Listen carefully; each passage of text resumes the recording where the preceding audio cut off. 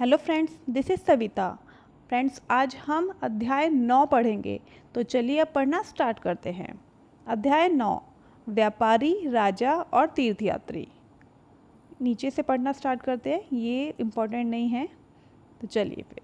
व्यापार और व्यापारियों के बारे में जानकारी। अध्याय 8 में तुमने उत्तर के काले पॉलिश वाले बर्तनों के बारे में पढ़ा है। ये खूबसूरत बर्तन, खासतौर से इनकी कटोरियाँ तथा थालियाँ, इस उपमहाद्वीप के अनेक पुरास्थलों से मिले हैं। सवाल उठता है कि इन जगहों पर ये बर्तन कैसे पहुँचे होंगे। ऐसा अनुमान लगाया जाता है कि जहाँ ये बनते थे वहाँ से व्यापारी इन्हें ले जाकर अलग अलग जगहों पर बेचते थे। तो जिस वजह से ये अनेक पुरास्थलों में मिले हैं। दक्षिण भारत सोना, मसाले, खास तौर पर काली मिर्च तथा कीमती पत्थरों के लिए प्रसिद्ध था। काली मिर्च की रोमन साम्राज्य में इतनी मांग थी कि उसे काले सोने के नाम से बुलाते थे। व्यापारी इन सामानों को समुद्री जहाज़ों और सड़कों के रास्ते रोम पहुंचाते थे। दक्षिण भारत में ऐसे अनेक रोमन सोने के सिक्के मिले हैं जिससे यह अंदाज़ा लगाया जाता है कि उन दिनों रोम के साथ बहुत अच्छा व्यापार चल रहा था। तो ये व्यापार से जुड़ी एक कविता है जो इम्पोर्टेंट नहीं है वैसे, लेकिन अगर आप चाहो तो इस वीडियो को पॉज करके पढ़ सकते हो। चलिए अब आगे पढ़ना शुरू करते हैं। व्यापारियों ने कई समुद्री रास्ते खोज निकाले। इनमें से कुछ समुद्र के किनारे चलते थे, कुछ अरब सागर और बंगाल की खाड़ियाँ पार करते थे। नाविक मानसूनी हवा का फ़ायदा उठाकर अपनी यात्रा जल्दी पूरी कर लेते थे। वे अफ्रीका या अरब के पूर्वी तट से इस उपमहाद्वीप के पश्चिमी तट पर पहुंचना चाहते थे, तो दक्षिणी पश्चिमी मानसून के साथ चलना पसंद करते थे। इन लंबी यात्राओं के लिए मजबूत जहाज़ों का निर्माण किया जाता था। समुद्र तटों से लगे राज्य। इस उपमहाद्वीप के दक्षिणी भाग में बड़ा तटीय प्रदेश है। इनमें बहुत से पहाड़, पठार और नदियों के मैदान हैं। नदियों के मैदानी इलाकों में कावेरी का मैदान सबसे उपजाऊ है। तो कावेरी का मैदान जो है वो सबसे अधिक उपजाऊ है। मैदानी इलाकों तथा तटीय इलाकों के सरदार और राजाओं के पास धीरे धीरे काफ़ी संपत्ति और शक्ति हो गई। संगम कवियों में मूवेंदार की चर्चा मिलती है। संगम की जो कविताएं हैं उसमें मूवेंदार की चर्चा मिलती है, और ये एक तमिल शब्द है जिसका अर्थ तीन मुखिया है, और इसका प्रयोग शासक परिवारों के मुखियाओं के लिए किया जाता है। किसका प्रयोग किया जाता है? मूवेंदार शब्द का। ये थे चौल, चेर तथा पांड्य, जो करीब 2300 साल पहले दक्षिण भारत में काफ़ी शक्तिशाली माने जाते थे। इन तीनों मुखियाओं के अपने अपने दो दो सत्ता केंद्र थे। इनमें से एक था तटीय हिस्से में और दूसरा अंदरूनी हिस्से में था। इस तरह 6 केंद्रों में से 2 बहुत महत्वपूर्ण थे। एक चौलों का पत्तनपुहार या कावेरीपट्टनम, और दूसरा पांड्यों की राजधानी मदुरै। ये काफ़ी इम्पोर्टेंट थे दोनों। ये मुखिया लोगों से नियमित कर के बजाय उपहारों की मांग करते थे। कभी कभी ये सैनिक अभियानों पर भी निकल पड़ते थे और आसपास के इलाकों से शुल्क वसूल कर लेते थे। इनमें से कुछ धन वे अपने पास रख लेते थे और बाकी अपने समर्थकों, नाते रिश्तेदारों, सिपाहियों तथा कवियों के बीच बांट देते थे। अनेक संगम कविताओं में इन मुखियाओं की प्रशंसा में कविताएं लिखी गई, जो उन्हें कीमती जवाहरात, सोने, घोड़े, हाथी, रथ या सुंदर कपड़े दिया करते थे। इसके लगभग 200 वर्ष के बाद पश्चिम भारत में सातवाहन नामक राजवंश का प्रभाव बढ़ गया था। तो कब बढ़ा था? 200 वर्ष के बाद बढ़ गया था। सातवाहनों का सबसे प्रमुख राजा कौन था? गौतमी पुत्र श्री सातकर्णी। इसके बारे में हमें उसकी माँ गौतमी बलश्री द्वारा दान दिए गए अभिलेख से पता चलता है। वह और अन्य सभी सातवाहन शासक दक्षिणापथ के स्वामी कहे जाते थे। दक्षिणापथ मतलब दक्षिण की तरफ जाने वाला रास्ता। तो ये लिखा है दक्षिणापथ का शाब्दिक अर्थ दक्षिण की ओर जाने वाला रास्ता होता है। पूरे दक्षिण क्षेत्र के लिए भी यही नाम प्रचलित था। श्री सातकर्णी ने पूर्वी, पश्चिम तथा दक्षिणी तट पर अपनी सेनाएं भेजी थी। रेशम मार्ग की कहानी। कीमती चमकीले रंग और चमकीली मुलायम बनावट की वजह से रेशमी कपड़े अधिकांश समाज में बहुमूल्य माने जाते हैं। रेशमी कपड़ा तैयार करना एक जटिल प्रक्रिया है। रेशम के कीड़े से कच्चा रेशम निकालकर सूत कताई होती है और फिर उससे कपड़ा बुना जाता है। रेशम बनाने की तकनीक का आविष्कार सबसे पहले चीन में करीब 7,000 साल पहले हुआ था। इस तकनीक को उन्होंने हजारों साल तक बाकी दुनिया से छुपाए रखा, पर चीन से पैदल, घोड़ों या ऊंट पर कुछ लोग दूर दूर की जगहों पर जाते थे और अपने साथ रेशमी कपड़े भी ले जाते थे। जिस रास्ते से वे लोग यात्रा करते थे उसे रेशम मार्ग या फिर सिल्क रूट के नाम से जाना जाता था। वो काफ़ी प्रसिद्ध था वो रास्ता। कभी कभी चीन के शासक ईरान और पश्चिम एशिया के शासकों को उपहार के तौर पर रेशमी कपड़े भेजते थे। यहाँ से रेशम के बारे में जानकारी और भी पश्चिमी की ओर फैल गई। करीब 2000 साल पहले रोम के शासकों और धनी लोगों के बीच रेशमी कपड़े पहनना एक फैशन बन गया था। इसकी कीमत बहुत ज़्यादा होती थी क्योंकि चीन से इसे लाने में दुर्गम पहाड़ियों और रेगिस्तानी रास्तों से होकर जाना पड़ता था। यही नहीं, रास्ते के आसपास रहने वाले लोग व्यापारियों से यात्रा शुल्क भी मांगते थे।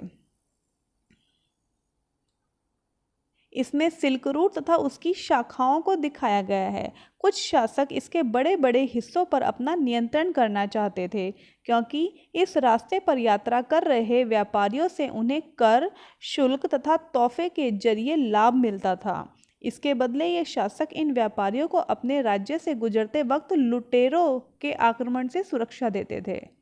तो काफ़ी लोग थे इस जो सिल्क रूट पर अपना हक जमाना चाहते थे, कब्जा करना चाहते थे। सिल्क रूट पर नियंत्रण रखने वाले शासकों में सबसे प्रसिद्ध कुषाण थे। करीब 2000 साल पहले मध्य एशिया तथा पश्चिमोत्तर भारत पर इनका शासन था। पश्चिमोत्तर मतलब पश्चिम उत्तर में भारत पर। पेशावर और मथुरा इनके दो प्रमुख शक्तिशाली केंद्र थे। कौन कौन से थे? पेशावर तथा मथुरा। तक्षशिला भी इनके ही राज्य का हिस्सा था। उनके शासनकाल में ही सिल्क रूट की एक शाखा मध्य एशिया से होकर सिंधु नदी के मुहाने के पत्तनों तक जाती थी। फिर यहाँ से जहाज़ों द्वारा रेशम पश्चिम की ओर रोमन साम्राज्य तक पहुँचता था। इस उपमहाद्वीप में सबसे पहले सोने के सिक्के जारी करने वाले शासकों में कुषाण थे। यानी कि जो कुषाण थे वो इस उपमहाद्वीप में सबसे पहले सोने के सिक्के जारी करने वाले शासकों में थे। सिल्क रूट पर यात्रा करने वाले व्यापारी इनका उपयोग किया करते थे।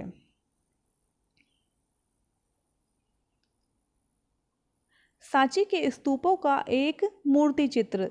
देखिए फ्रेंड्स, ये सांची के स्तूपों का चित्र दिखाया गया है यहाँ पर।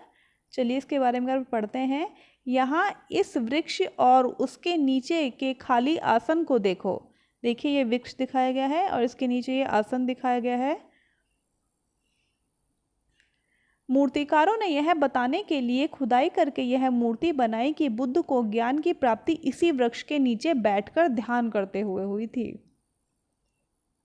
बौद्ध धर्म का प्रसार। कुषाणों का सबसे प्रसिद्ध राजा कनिष्क था। कनिष्क राजा कुषाणों का सबसे प्रसिद्ध राजा था। उसने करीब 1900 साल पहले शासन किया। उसने एक बौद्ध परिषद का भी गठन किया था जिसमें एकत्र होकर विद्वान महत्वपूर्ण विषयों पर विचार विमर्श करते थे। और बुद्ध की जीवनी, बुद्ध चरित्र का रचनाकार कवि अश्वघोष। तो बुद्ध की जीवनी, बुद्ध चरित्र के रचनाकार कौन थे? कवि अश्वघोष थे। कनिष्क के दरबार में रहते थे। अश्वघोष तथा अन्य बौद्ध विद्वानों ने अब संस्कृत में लिखना शुरू कर दिया था।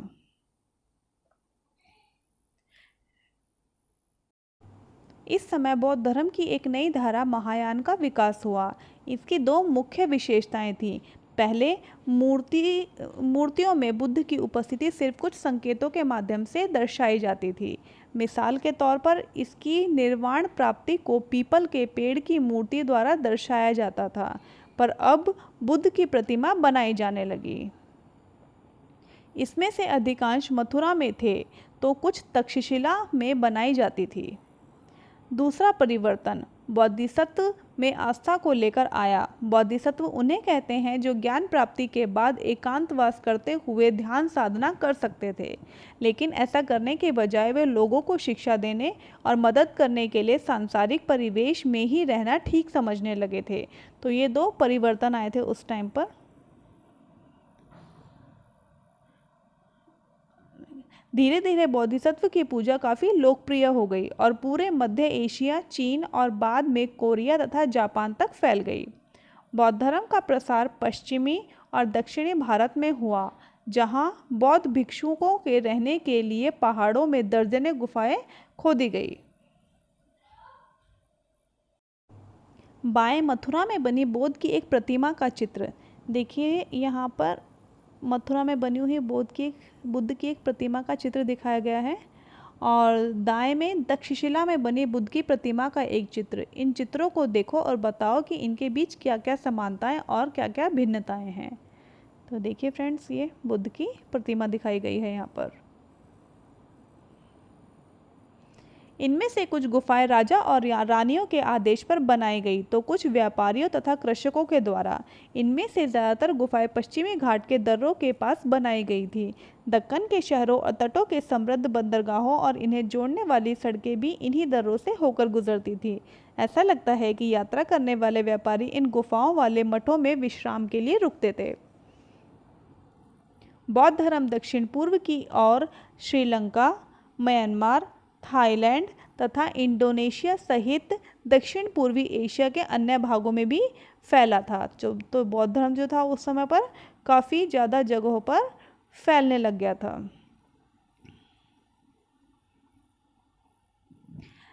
थेरवाद नामक बौद्ध धर्म का आरंभिक रूप इस क्षेत्र में कहीं अधिक प्रचलित था।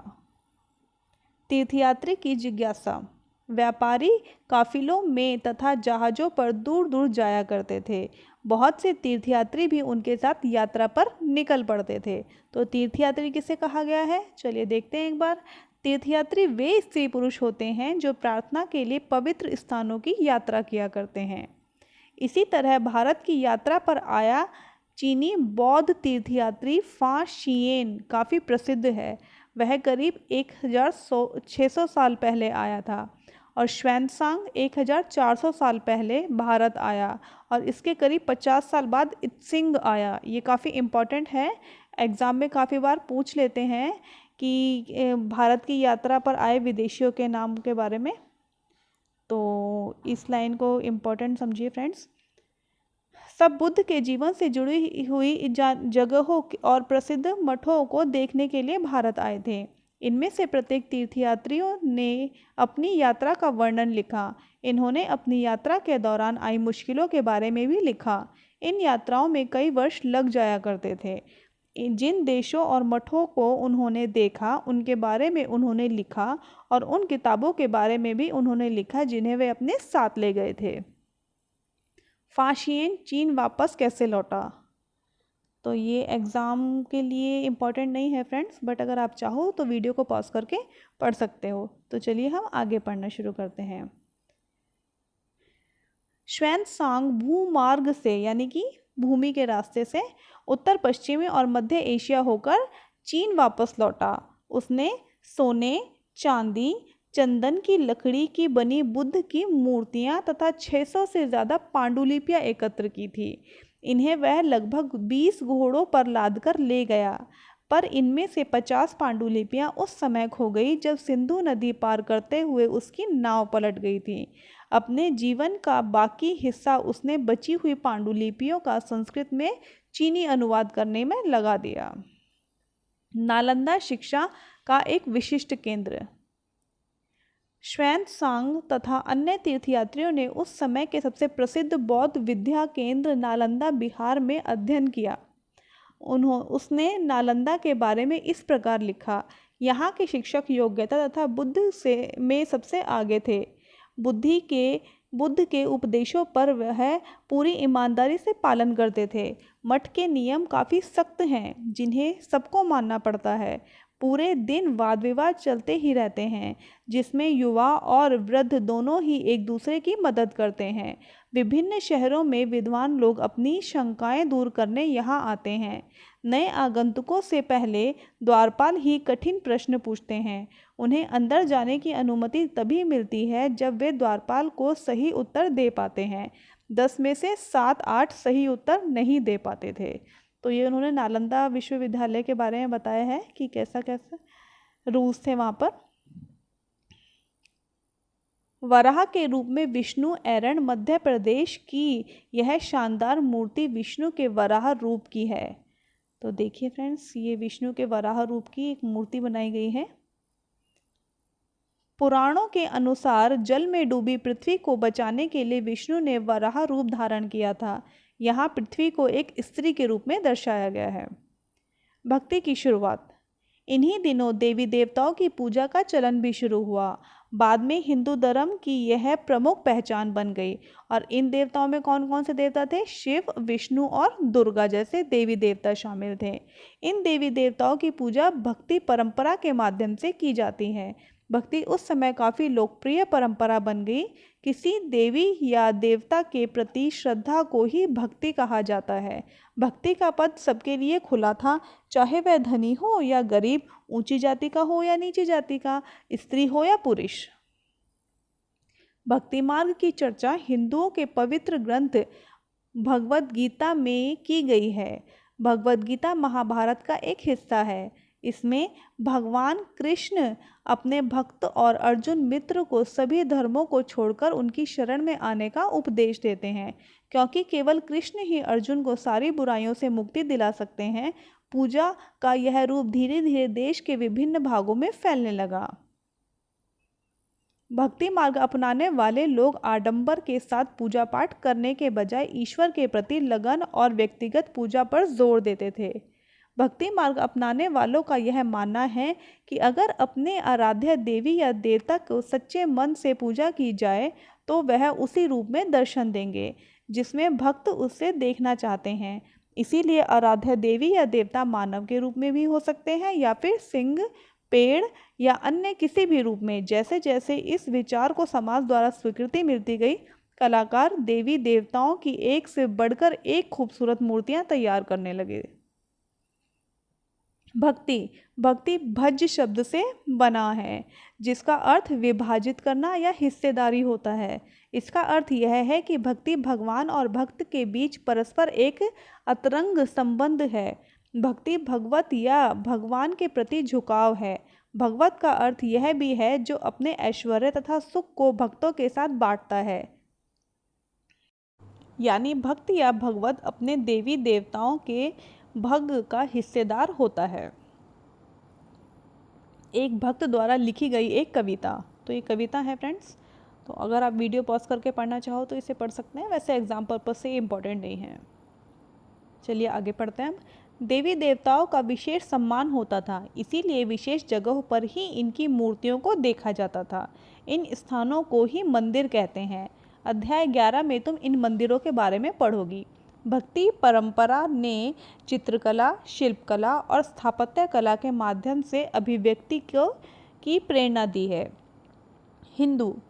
हिंदू शब्द इंडिया शब्द की तरह ही सिंधु या इंडस से निकला है। देखिए फ्रेंड्स, ये बात हम पहले भी पढ़ चुके हैं कि हिंदू शब्द की उत्पत्ति कहाँ से हुई है।